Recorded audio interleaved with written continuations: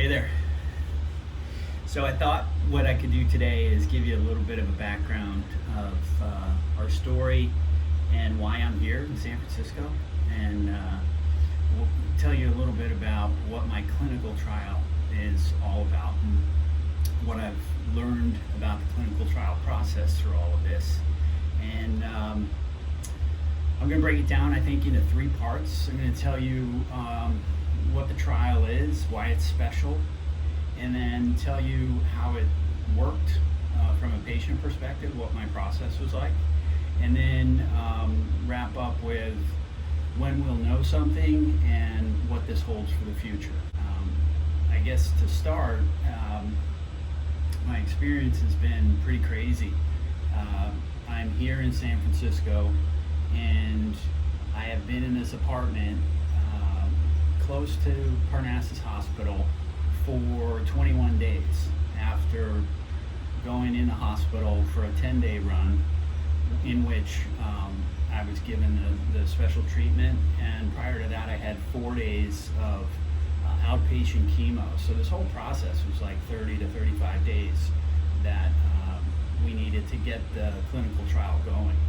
And that's 35 days on top of, I think today, Sunday, marks the beginning of week 175 in my cancer journey. So this is pretty special to me and my doctors, my family, and everybody on Team Crafty, because we've been at this for over 3.5 years. And this last 35 days was a culmination of our really incredible plan, which was to, at the very first days, we set out to control the cancer and to put it into an arrest, if you will, get me to a sandbar, a safe place where I could wait out the arrival of a potential breakthrough in cancer treatment. So we used all the tools that we've had for 100 years in my treatment protocol. So that's surgery and chemo and radiation. And we use those three tools multiple times in my case to get my cancer under control and keep it in a position where it wasn't running away on us and where we could wait out the arrival of this breakthrough. So this is a solution that UCSF has been working on with a company in South San Francisco called PACT Pharma, and they build personalized T-cell therapies. So you may have heard of friends and family that have gone through CAR-T, custom cell treatment, but to date there's no one in the country that has had this targeted at solid tumors.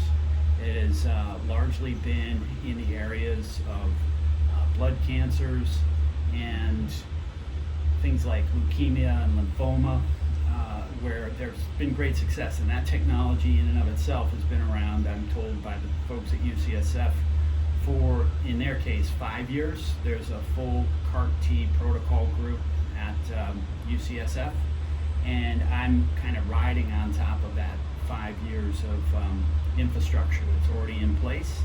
So it gave me a lot of confidence that I wouldn't necessarily be, going through or pioneering a dark path that no one has been on before. This is an extension, if you will, on top of the blood cancer therapies that they've been working on for 5 years. I think if the numbers still hold from last week, I'm one of 2 people in the nation that is first through the gate for this treatment for colorectal cancer. The study will involve people that have my type of cancer, colon cancer, liver and lung cancer, and head and neck cancers. And there'll probably be, over the next 2 years, less than 200 of us throughout the country that will get this treatment. I think I was reading over the last month or two about this whole field of immunotherapy and the use of gene editing to reprogram T cells to go after cancer and to reprogram your immune cells or your human cells of any kind as the biggest medical breakthrough, biggest technology breakthrough that we've had in the past 100 years. and it rides on top of the CRISPR technology you may have read about, which is a breakthrough that was developed by the Nobel Prize winners out of Berkeley, California, and now that has taken the cancer community by storm. There are clinical trials of all types utilizing that technology to attack or come up with solutions for all types of cancers. So this is the new frontier. It's viewed as the biggest breakthrough in cancer research, cancer technology that perhaps we've ever had. So it's one of the biggest breakthroughs we've ever had in our lifetimes and the lifetimes of anyone you know that's been up against cancer. We did the initial biopsy to collect my base tissues in October of last year, and then we went through 8 months of the trials in the lab. The so that October capture was like discovery. What does Mark's cancer look like? What do his T cells look like? Then through the lab work, through the R&D and all the testing, they developed the solution. I can't imagine the number of fail points that I passed through to actually make it to June 28th when I got the infusion of the customized, personalized cells. My mind explodes because I went through many scans, many tests, and every one of those little tests was a fail point. You know, it could have been if I had a fever. It could have been if something came back in my blood test that didn't look right. Not to mention what had to be hundreds, if not thousands of steps in the lab against all those variations that they ran against my specific cancer. So it was an extraordinary win and an extraordinary achievement for us to just get to this level or get to this doorway where I could actually get the reinfusion of the new cells.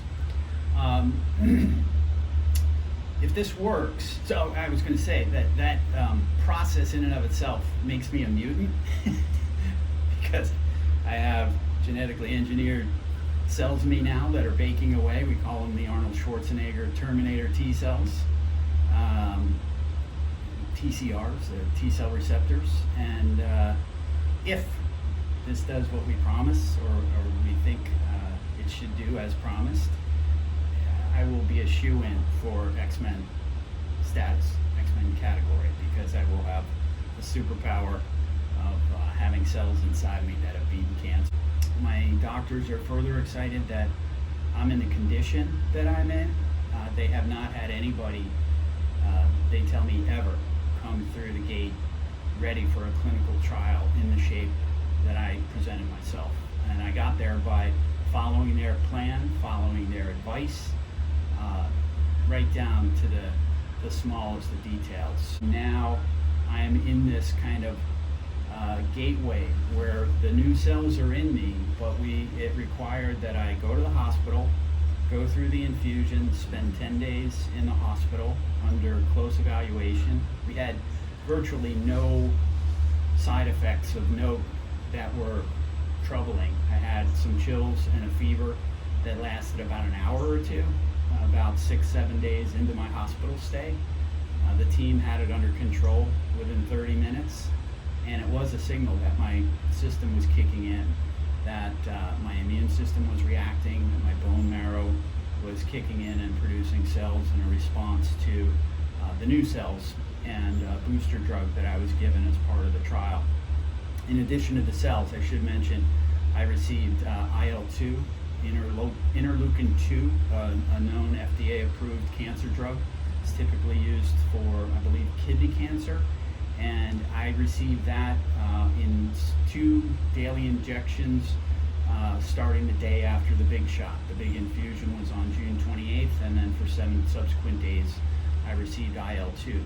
If you were to go out and Google PACT Pharma and look at the clinical trial called the neoantigen TCR clinical trial, that's mine, and I'm in the group that has received both the personalized, customized T cells and interleukin-2, which is intended to boost those new cells in my system and give them a strong ramp to teach the other cells in my body how to hunt down the cancer anywhere it might be in my body, which is, again, an extraordinary concept.